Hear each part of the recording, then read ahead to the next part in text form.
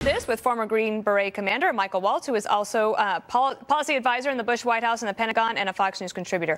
All right, Michael, hey, Dana. How big a concern is this when you look at those numbers and you compare it to our debates here in America are about increases to our military budget? How does it compare? Well, I think Americans need to wake up to the fact that we have become accustomed since World War II of dominating space, dominating the oceans, and dominating the air. As a soldier, I just take for granted that the United States Air Force goes unchallenged when it's over my head in combat. The Chinese, as you mentioned, so it's not only the numbers of their budget and the size of their budget, but qualitatively, they just unveiled their new stealth fighter. It looks a heck of a lot like our stealth fighter. They control now 90% of the world's rare earth minerals that power everything from iPhones to fighters. And then, they're launching into space at a rate that exceeds both us and Russia. They're building their own space stations, satellites. I mean, investments in artificial intelligence, you name it. At the same time, I just really want to make this point. At the same time, they are the #1 holders of our debt. So we can't spend our way to parity with the Chinese. We have to do it qualitatively, and we have to be smarter about how we about how we spend our own defense dollars. And what are we doing about it?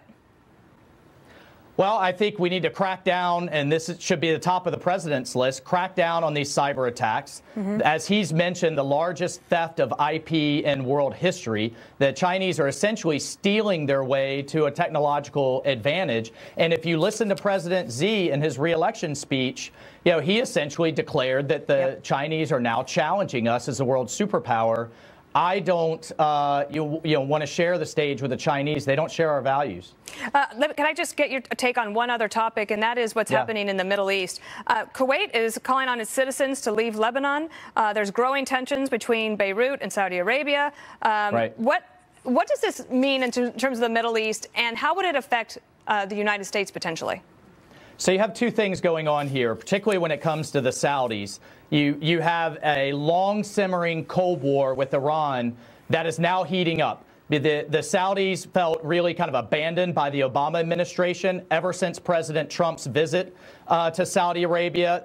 He's given the green light, and their new leadership, Mohammed bin Salman, is taking Iranian aggression on much more forcefully, everything from Syria to Yemen and to Lebanon now. Secondly, though, the new leadership in Saudi Arabia is also looking to seriously modernize and to take on this Wahhabi Islamic extremism that has dominated Saudi politics for so many years. But to do that, he's having to take a very strong hand and a very strong push. And that's why you've just seen so much of the Saudi old guard frankly, be arrested under corruption charges.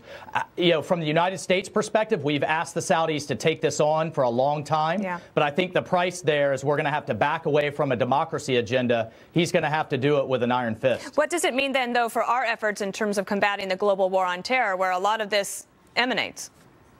Well, I don't know how it's all going to turn out, but, because this is an incredibly bold move on behalf of bin Salman, Mohammed bin Salman. But if it works out, I think this is a move in the right direction for the Saudis, partnered with our allies in the UAE. They're opening up economically. They're opening up socially. Women are allowed to drive now and attend sports and other events with men. I mean, this is the way forward towards a moderate Islam. And as President Trump said in his speech in Saudi, the solution to Islamic extremism has to come from within, and I think this is a move in the right direction, provided it doesn't blow back on them. And then a quick last question on Yemen and the humanitarian crisis. Should we be doing anything there on that?